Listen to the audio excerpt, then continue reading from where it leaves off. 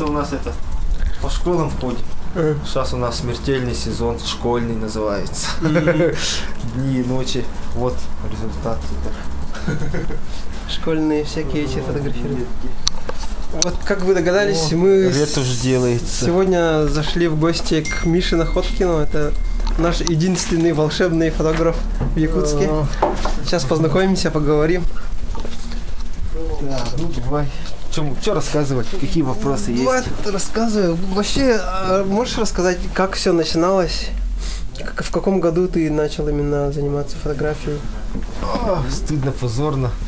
Так, решил фотостудию открыть, по-моему, 1,5 года назад, зимой, в ноябре открыл фотостудию.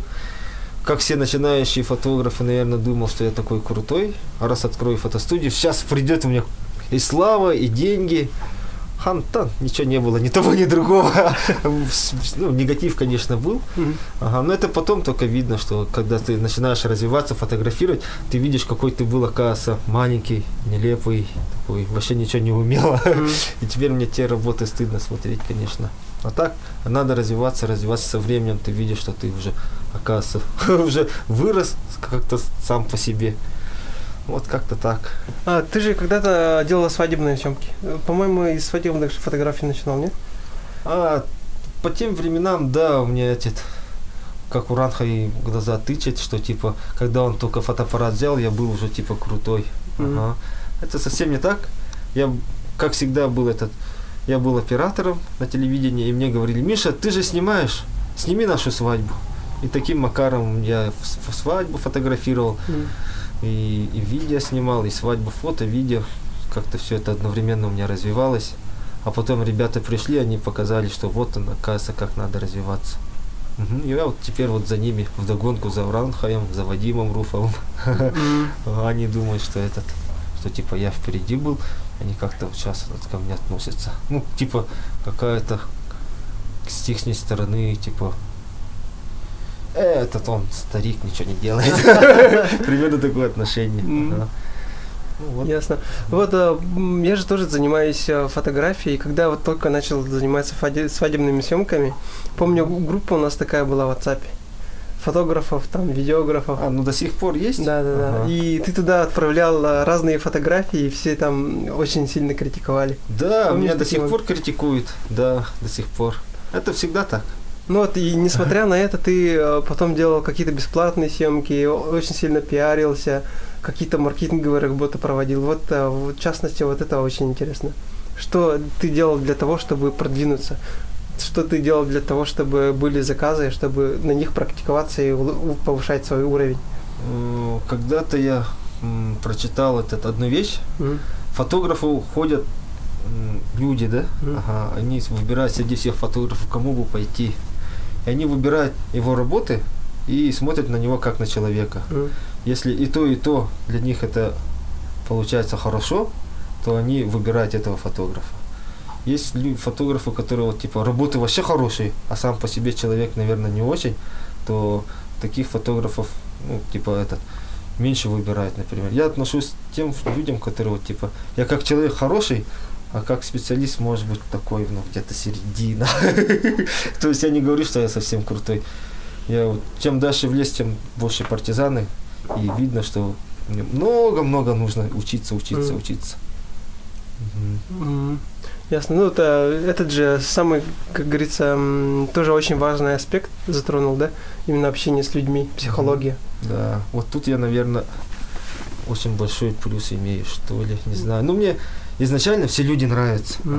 Я людям радуюсь, я стараюсь среди людей выделить лучшие качества. Когда человек ко мне приходит, я смотрю на него сразу как на друга. И, наверное, этим как-то располагаю, что ли. И я лишней скромности нету. Очень просто общаюсь. Наверное, открытый, Это значит, основной секрет твоего маркетинга в этом заключается? Да, открытость и говорить с людьми. Правда, тут это очень просто же, надо говорить с людьми, да? А на самом деле это ты должен общаться на уровне их. Чем человек выше, ты должен тоже выше. Чем человек выше, ты еще выше. А если человек низко, ты должен с низко разговаривать. То есть никогда не должен человек почувствовать себя неловко в том плане, что ты разговариваешь типа лошок. Свысока, да. да. Или, например, человек типа, ой, мне до него никак. Ты должен всегда разговаривать со своим уровнем развития человеком, собеседником. Поэтому в этом плане хороший фотограф, если он эмпат, как я, да, то он должен быть очень сильно развит во всех сферах человеческого приложения. Начиная, грубо говоря, от металлургии, заканчивая, во сколько приходит уборщица в офис убирать. Ну вот, во всех сферах должен разбираться, чтобы общий язык найти. А как у тебя этот идет? Постоянных клиентов много? Постоянные клиенты, да, вот все фотографы, наверное, держатся на постоянных клиентов. Новые клиенты, они же рискуют деньгами, порой немалыми, чтобы типа попробовать этого фотографа или пригласить того, который точно был и понравился. Они, скорее всего, пригласят того, который был. И по рекомендации обычно приходят. То есть большая часть твоего дохода именно идет от постоянных клиентов? Да, постоянный клиент. А какая-нибудь система лояльности для них есть? Ну, ты специально там устраиваешь? Не придумывал. Но я всегда иду навстречу, сроки переношу или быстрее делаю. В основном люди просят быстрее сделать. Если в этом плане у нас наконец-то в моей фотостудии чуть-чуть лучше стало в том плане, что сфотографировались, фотографии чуть ли не на завтрашний день получили. Мечта любого фотографа, наверное. Ты же еще занимался маркетингом. Да, маркетинг это для меня... Реклама, маркетинг, вот эти знания как помогают именно в твоей работе, именно как фотограф? Что используешь, каким приемом? Вообще как-то само собой маркетинг у меня до того глубоко сидит, что это сам по себе я, что ли, маркетинг. Не чувствуешь, что эти знания какие-то эти... Это что-то должен использовать, как-то все само собой получается. У меня, наверное, помогает, что себе взял кличку «Волшебный фотограф». Раньше все так смеялись, типа, ой, волшебник, особенно девочки, хи-хи-хи-хи-хи. Ага. А эта кличка ко мне как-то прижилась из-за того, что когда я фотографии отдавал, очень быстро там, еще как-то людям они очень нравились и говорили, вот прям волшебство. Подумал, возьму-ка я себе это ник. Жена была сначала против, а потом как-то смирилась. Типа, так оно по себе как-то странно. Волшебный фотограф. И волшебный Миша. А так мне помогает. Сразу говорят, это же волшебный Миша. Потом, я тебя знаю. Сейчас уже хотят, да можно с вами сфотографироваться? Вообще смущаюсь. Этим медиа-человеком стал, да? Да, что-то такое. Есть какая-то медийность. То есть не как фотографа, да, а как волшебника, наверное. А что бы ты мог посоветовать, там, допустим, начинающим, не только фотографам, да, но и людям, которые занимаются своим ремеслом, там, оказывают какие-то услуги? Каким образом подняться? На что можно там больше внимания уделять? Мой самый главный секрет, да, или еще чего-нибудь, что мне очень сильно помогает. Я же был рекламщиком. Я приходил в сотни компаний и спрашивал, какие у вас проблемы? И мне говорили, вот, Миша, у нас проблема с кадрами, проблема с текучкой, нам нужно продвинуть такой-то продукт, он новый, надо что-то придумывать.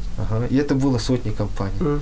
И я смотрел, что везде проблемы одинаковые. Человек, когда вот один сидит, он делает новую зубную пасту или новый черный бургер, как вот в видео я видел.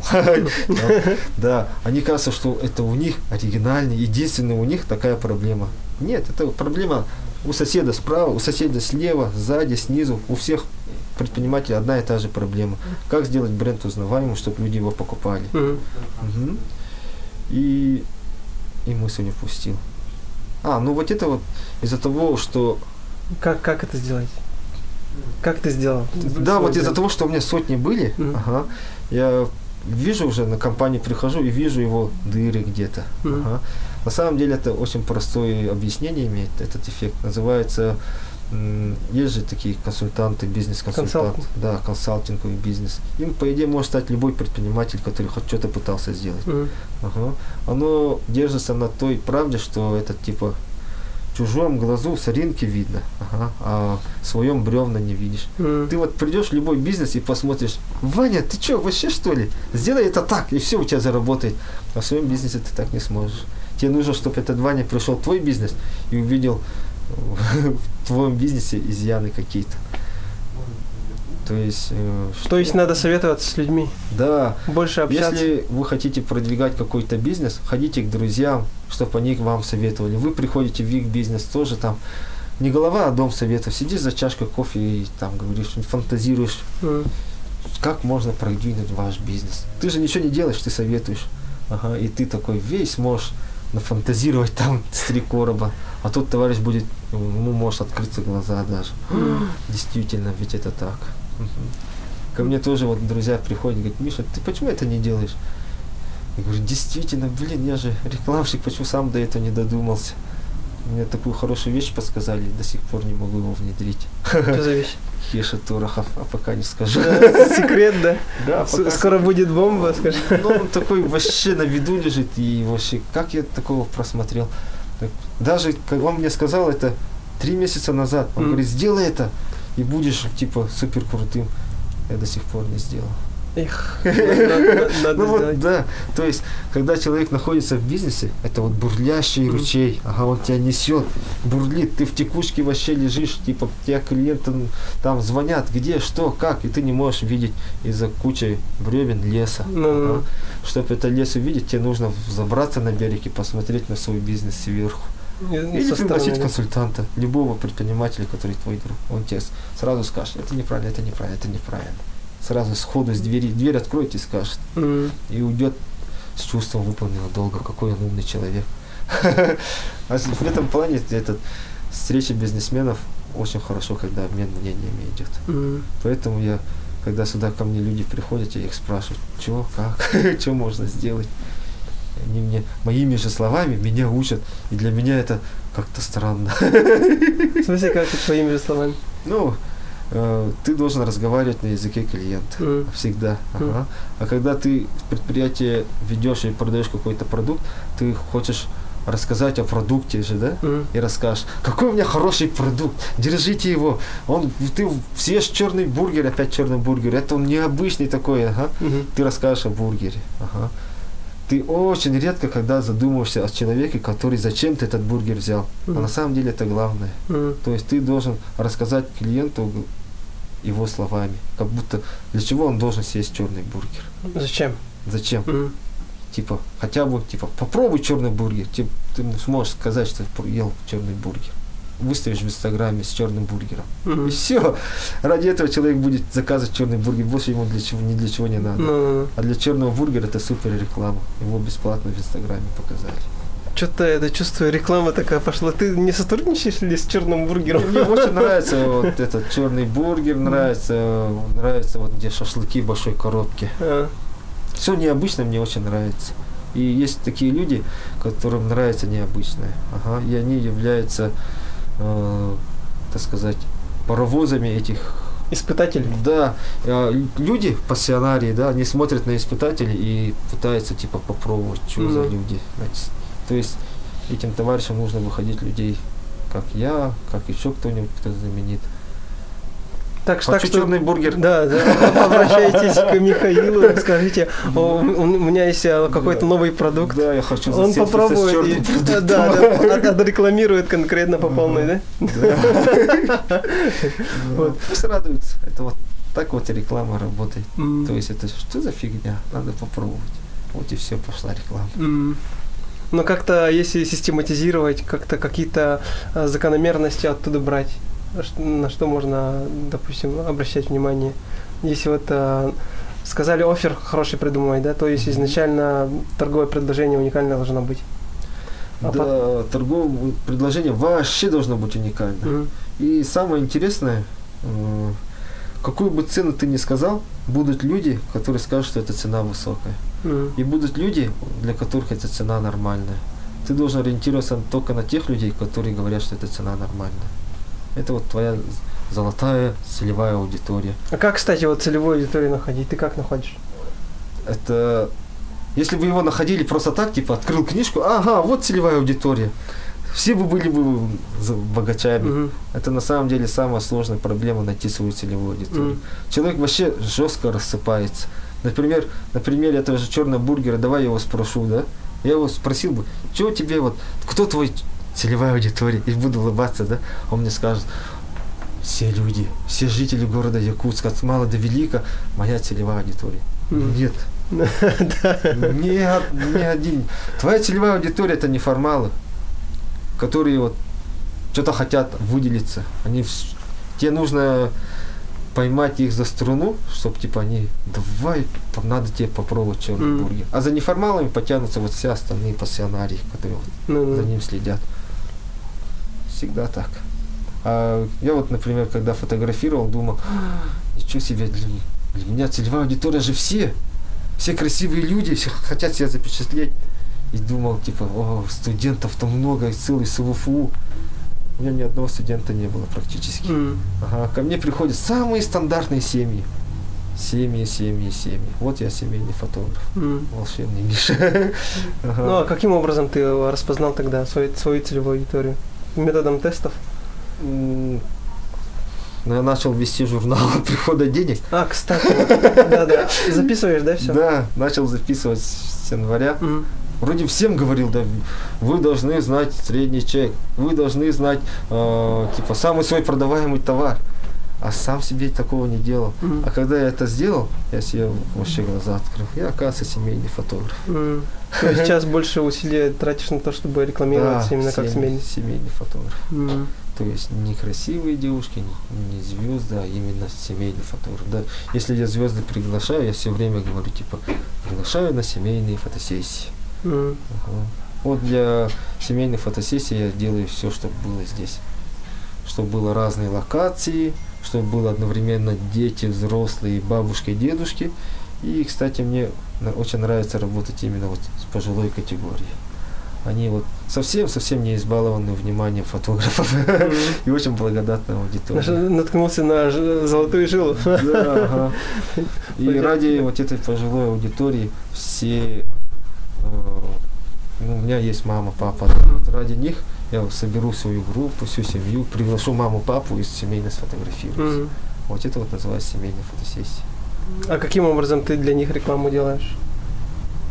А вот это я еще до сих пор не знаю как. Сарафанное радио? Сарафанное радио, да, в основном. То есть, предположительно, наверное, у тебя очень хороший сервис, быстро делаешь, как человек хорошее отношение, да, сразу психологически человек располагаешь, и они становятся твоими постоянными, поэтому рассказывай там следующим, и на этом основывается твой маркетинг, именно реклама. Я пока вот так. А так фотография для меня пока как это идет. Отдых. Я отдыхаю от рекламы. У нас есть традиция, уже появилась, да, такая, всем зрителям, вот все участники, гости, интервью, те люди, которые дают интервью, какой-то подарок делают. Кому? Гостям? Зрителям, да. Вот тем людям, которые вот сейчас в данный момент смотрят. Если вы легко могу предложить в подарок 500 рублей скидки. У меня такая вот акция идет. Есть, раздаю визитки. Эта акция уже идет? Да. А еще есть дополнительное что-нибудь? Ну вот они должны сказать, что вот, смотри это видео. И сейчас секретное какое-нибудь слово хочу. Волшебник. Да, придумай. Волшебник, я хочу от тебя скидку. Все, получите скидку. 500 рублей гарантированно. А если вы семьей хотите прийти, то там 1000 рублей будет. Ну все, круто.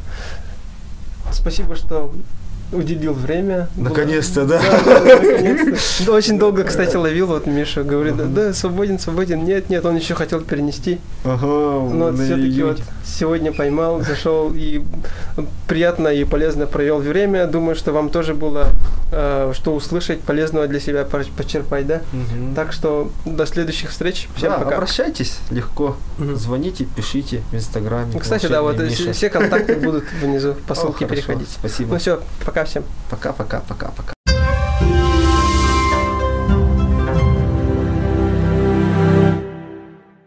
Предприниматель Республики Саха. Этот ролик для тебя. Хочешь рассказать о своих товарах и услугах? Объявить об акции или распродаже? Как же сделать это ярко, с большим охватом и в то же время недорого? Решение есть. Анимированный видеоролик на YouTube. Почему же именно такой вид рекламы? Анимация всегда притягивает больше внимания. Наши ролики легки на восприятие, хорошо запоминаются и очень информативны. К тому же вам не придется тратиться на дорогостоящую видеосъемку. Вы просто даете нам информацию, а мы делаем волшебство. Дальше размещаем ваш ролик на канал YouTube. Думаете, будет дорого? Вы не поверите. В десятки раз дешевле, чем на телеканалах, а эффективность на порядок выше. Как это так получается? Все просто.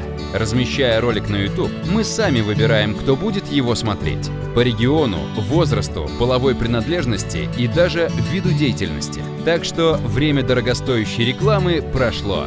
Обрати свое внимание на новые возможности. Позвони нам по номеру 25 05 31. Комус Медиа.